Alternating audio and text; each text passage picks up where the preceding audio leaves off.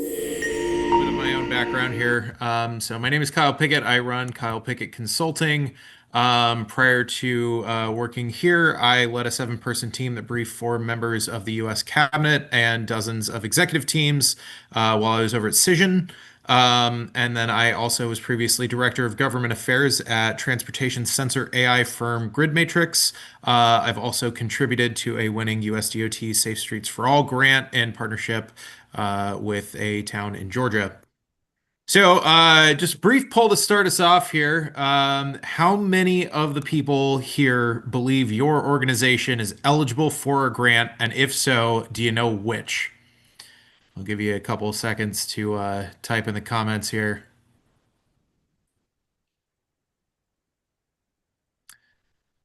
All right. Got a couple people.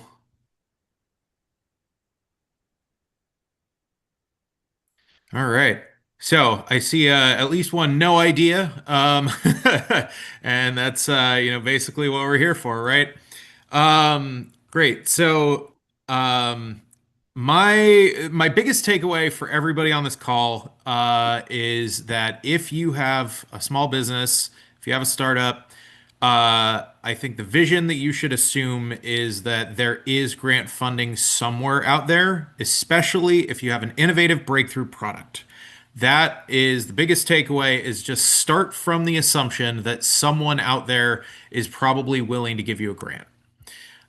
So why should you be interested in grants? Well, grants, number one, like Marianne was saying earlier, do not dilute your cap table. Grants don't have to be paid back. Grants can also fund research that otherwise may not be feasible for your company. There may be directions that you're able to take the company that you're interested in, but they wouldn't immediately pan out for funding that you can do if you have support from a grant making agency.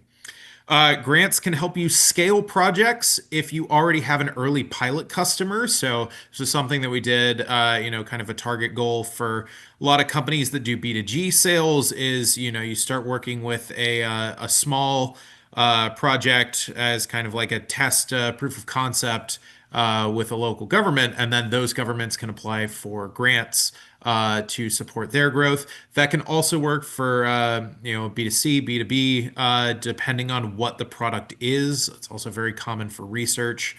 And then finally, grants can show the viability of your product. So if you go and win an SBIR, and you turn around and show that to a potential investor, they're going to take you more seriously because you've already proved that, the federal government is interested in what you have to say. So that's something that's a huge plus when it comes to getting funding later on down the road as well. So, should you pursue a grant? So, a couple of questions to consider. If you're a startup creating a novel technology, yes, you should consider an SBIR. And we'll get into what those are in a sec. Do you sell to local governments? And that could be any type of thing. You might have a software that you're selling to local governments. It may not be what you think of as a traditional B2G product, but the federal government may be able to provide grants to you in that field. Are you doing postdoc level research? The NIH, HHS, and then also for like transportation, the Transportation Research Board is also interested in doing that. So there's a number of different federal research funding opportunities. Do you conduct business abroad, but you have a California headquarters? If you do, and this is one of the lesser known programs, but it's really cool. California will give companies that are based in California but are looking to export funding to support their export business and then also to go to trade shows outside of the United States. So that could be a great opportunity if you guys are thinking about, expanding into Europe or Japan or something like that. You could check out that opportunity and you may be eligible for funding from California. Are you a small business in a less startup-y field? You may be eligible for private grants, and we'll get into some of those down the road. And then finally, if your situation isn't listed, you can always ask a grant expert. They may be able to find something that fits for your company. A lot of grant experts, because that's kind of a typical discovery call, would be able to, kind of take a look and see if there are opportunities out there A lot of grant writers get paid when they do the grant, so finding a grant may actually be something that you are able to do either at a lower cost or for free. Are they all going to be huge grants? No, they come in all sizes. Comcast Rise is an organization that provides grants to small businesses. Those are as small as $5,000 a company. And then, kind of scaling up the chain here. The current level of grant funding available for research into AI from usgrants.org is $76 million. The amount for SBIRs is in the billions. And then finally, when you look at the big picture, the Bipartisan Infrastructure Act, which was passed in 2021 under the bipartisan, but under the Biden administration, that was $1.2 trillion dollars, and then the Inflation Reduction Act was about the same. And between the two of those, there's trillions of dollars in federal funding that are out there, largely targeted at infrastructure. But you would be surprised how many things those bills touch. There's an incredible amount of resources available, depending on what type of work you're looking to pursue. So, the one that I think a lot of you guys will have heard of, especially if you've been in the founders community for a while, is the SBIR. That's the Small Business Innovation Research Program. It's also known as America's Seed Fund. The SBIR grant program offers non-dilutive funding to small businesses specifically to help research and develop new technologies. Basically, this is the government giving you funding and saying, you're looking to do something that we're interested in, and we think it would be really good for the country if this is something that we get to, kind of have first shot at as America. So a lot of times, these kind of come together with a confluence of the interests of the government plus the interests of your company, and if you can get those to pair, they're gonna love you. So the SBIR timeline is basically listed here. So it's a proof of concept period that's about 6 to 12 months. You can get up to $275,000 in that period. Phase two is the actual technology development period. So that could go up to 1.8 million, and that's about a 2-year project. And then phase three, commercialization, is you take the product to the commercial market, or you begin selling to the federal government in the contracting marketplace. If you want more information specifically about the NSF SBIR, there is an upcoming event. The link will be in the presentation. I'll forward that over to Founders Bay at the end of the call. But every so often they have events that kind of go over how to do a proposal, how to prepare the proposal, why you should look into the proposal. They're really helpful. They're really informative. I highly recommend, if that's something you're looking to pursue, you tune into one of those events. So what's the process for an SBIR? So you start with a project pitch assessment. So you go through and you actually just see, based on a couple of questions, am I ready for this yet? Am I at the right point where the government is looking to invest in this type of technology? Then you submit a project pitch. You'll hear back in a couple of months. And then once that passes, if they want you to pitch, then you submit a proposal. So there are a number of different submission deadlines. There also may be different organizations that you can apply for. So I know when we were at GridMatrix, there's the NSF, the DOT, and I think maybe like a third organization was also interested. I might have been like a cyber type organization was interested in potentially giving an SBIR to us. So depending on exactly what you're doing, there may be multiple federal opportunities that fit your bill. And then about 6 months after you submit your actual proposal, you'll find out if you've received funding. To determine if you're SBIR eligible, you're going to need to go through a checklist. It's pretty easy. A lot of you guys are going to match it. So SBIR eligible entities need to be for profit. They need to be based in the United States. They need to be majority owned by U.S. citizens or permanent residents. They need to have 500 or fewer employees. And most of the time, that's under 10. The 500 employee number just depends on the industry that you're in. Some industries are more consolidated, so you may be eligible at a lower than average size for your industry, but it may still be a large industry. Um, the funded work will need to be done in the United States in its entirety, and the person who will be the tech lead or principal investigator must be at least 20 hours a week to the project and have at least 173 hours of work on a project per 6 month period. Basically, they don't want you to say that you have a principal investigator who's got a bunch of titles and bells and whistles, and then actually they don't work for your company. Um, to get an idea of some of the things that are opportunities here, this is the list of the NSF's potential investigations. And you can see here all of the subcategories that are listed under artificial intelligence alone. There are a lot of opportunities here.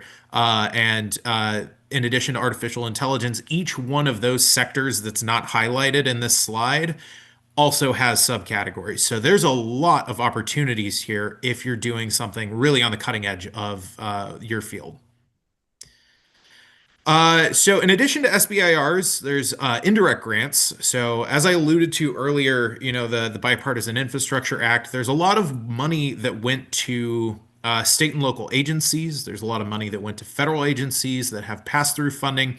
And you can apply for some of that money in conjunction with other organizations. So that may be a government agency, so either a federal, state, local, sometimes tribal governments, sometimes nonprofits. It really depends on exactly the specifics.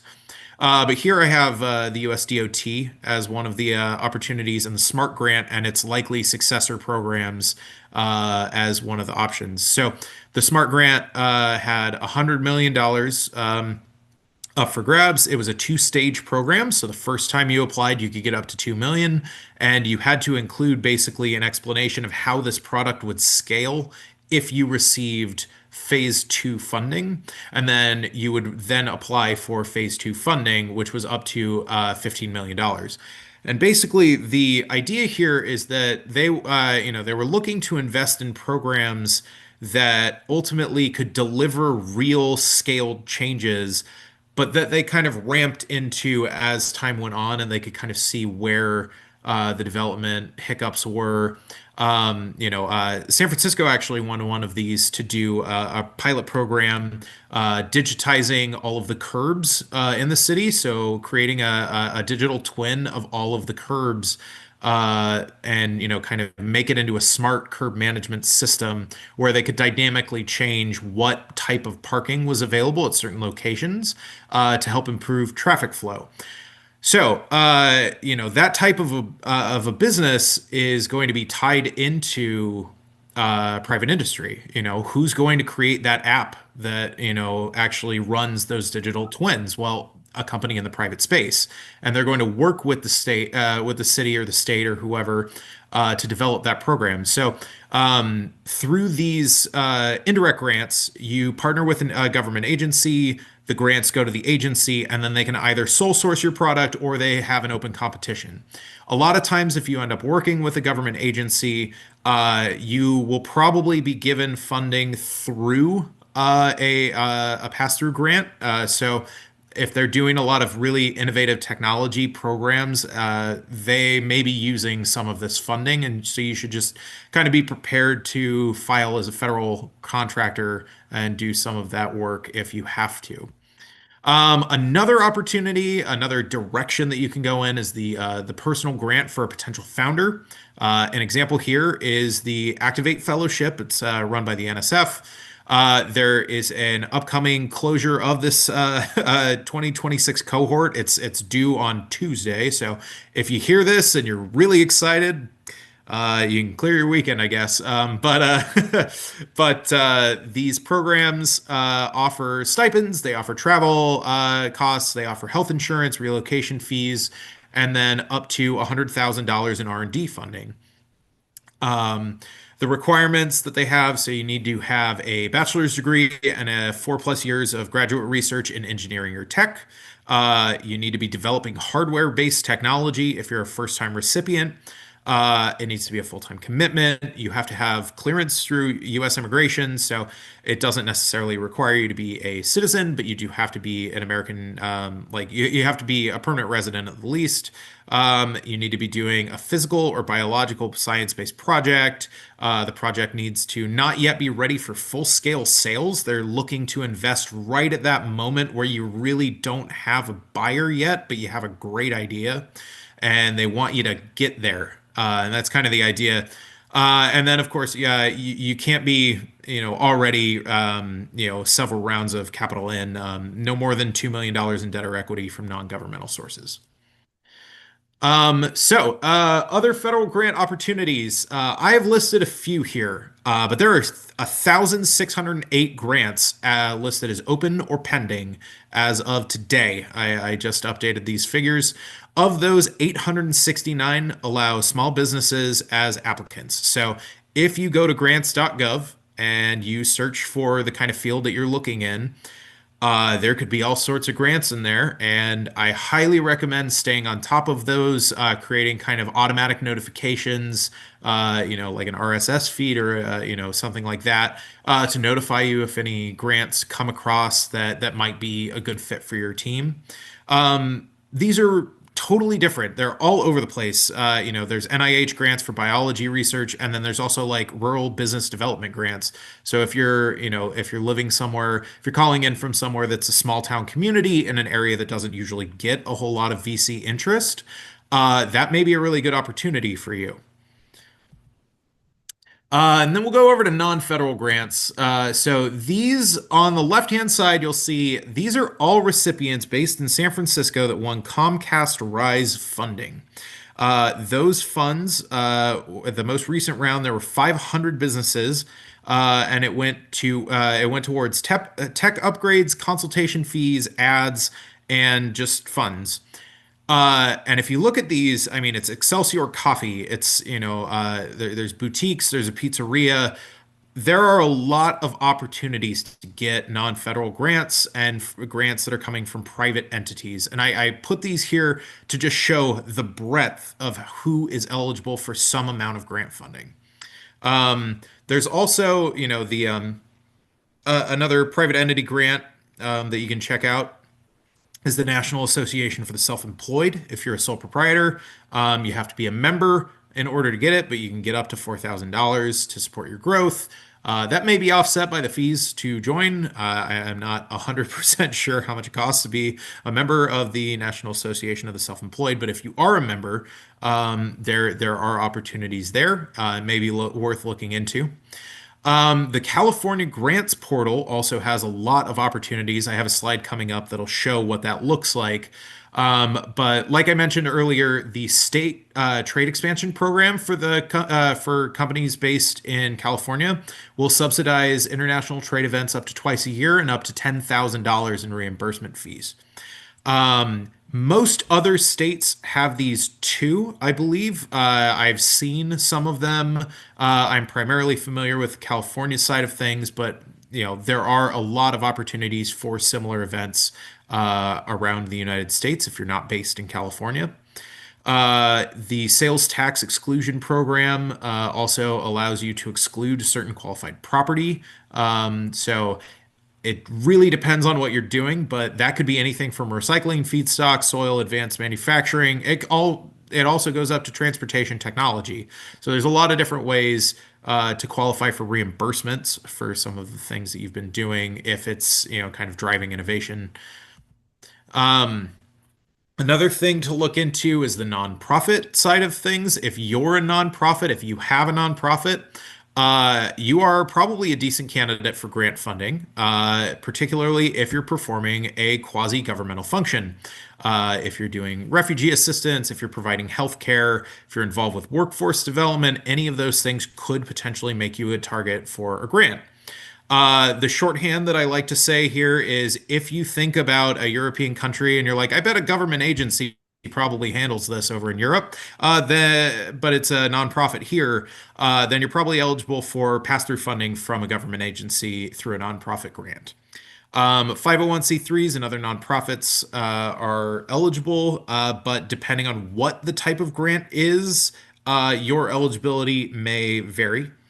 And I would also say, if you're a nonprofit and you're looking for this, you can cast a pretty wide net. You might get federal, state, local, private funding.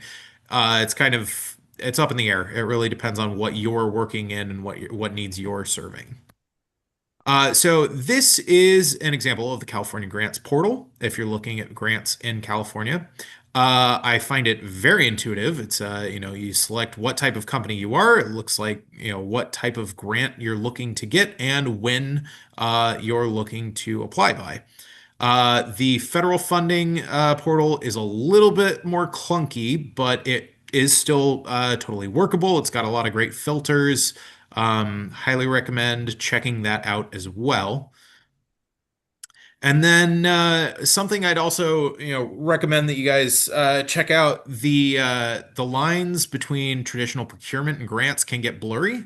So, on the left here, that's the Long Beach collab, and they are challenge-based RFPs, which ultimately are sort of work that could be done in the technology and innovation space that might work for a neighborhood in Long Beach.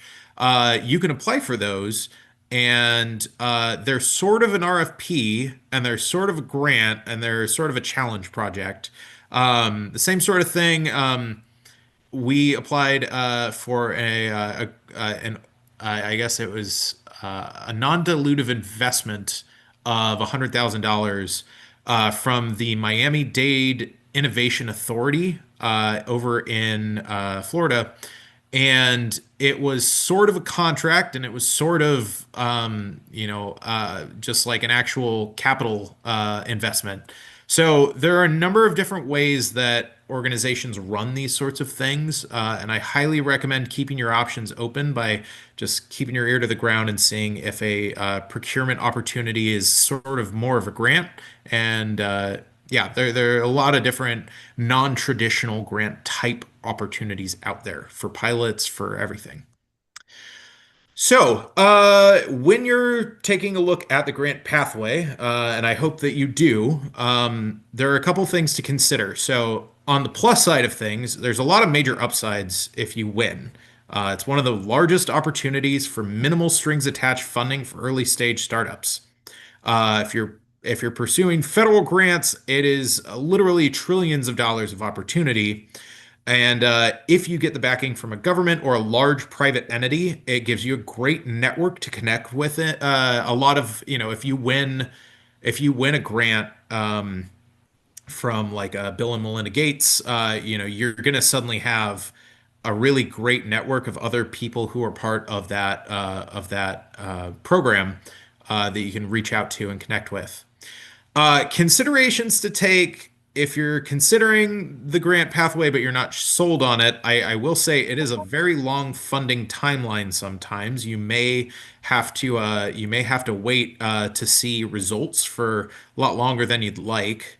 They're also very competitive. That's probably one of the biggest downsides is that you can put a lot of effort into developing a grant proposal that doesn't get you anywhere. And the I will get into some of the win rates later, but usually they hover between 10 and 20%, which is not zero. And it's actually, frankly, depending on how you pitch, it may be higher than a lot of the VC type pitches that some of the companies on this call will be doing.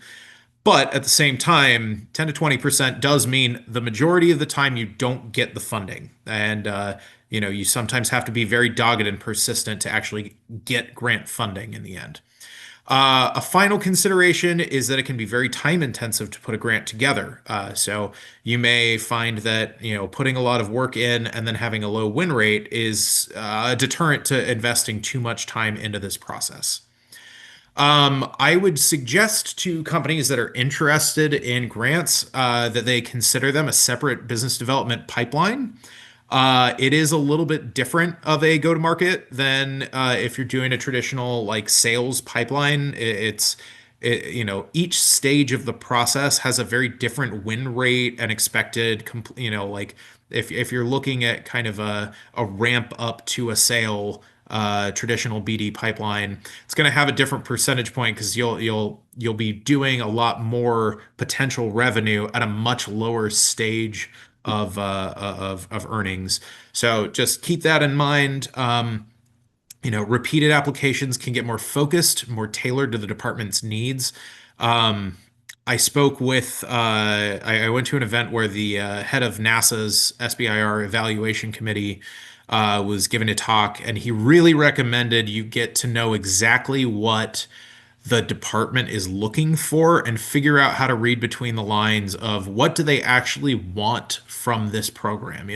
Get in the heads of the people who are running it and figure out where do they want this technology to get them. You may have to tailor the work that you're looking to do slightly.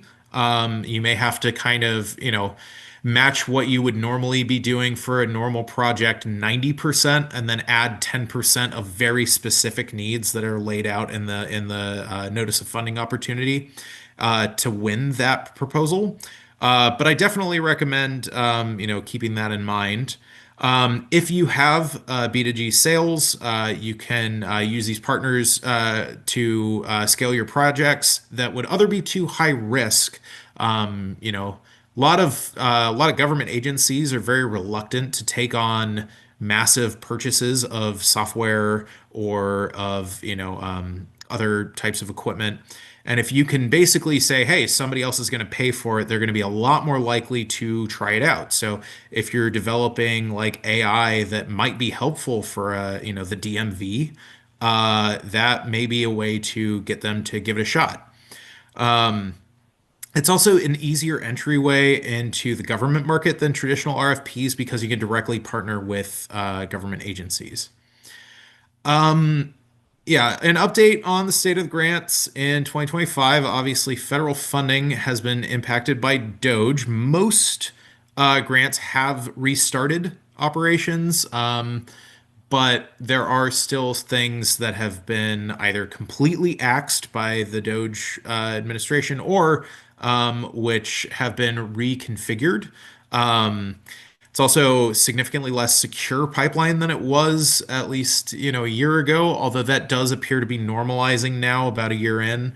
I suspect that as time goes on, the Trump administration is going to start using grants more as a power of the purse to sort of drive innovation in a direction that complies with what they're looking for, rather than just cutting everything that was carried over from Biden or putting things that were from Biden era programs on hold. We're just going to have to play a little bit of wait and see for some of that. Again, a lot of the grants have been restarted, especially if they're more part and parcel type work, like infrastructure spending is largely restarted. So what do you need to make a grant work? Consideration one is you should have a clear mission to show that you have the capacity to execute the terms of the funding.